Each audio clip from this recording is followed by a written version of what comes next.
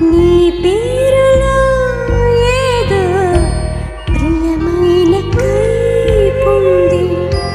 నీ మాట వింటూనే ఏం తోచనీకుంది. నీ మీద ఆశేదో నన్ను నిలవనీకుంది. మతిపోయి నేనుంటే నువ్వు నవ్వుకుంటావు.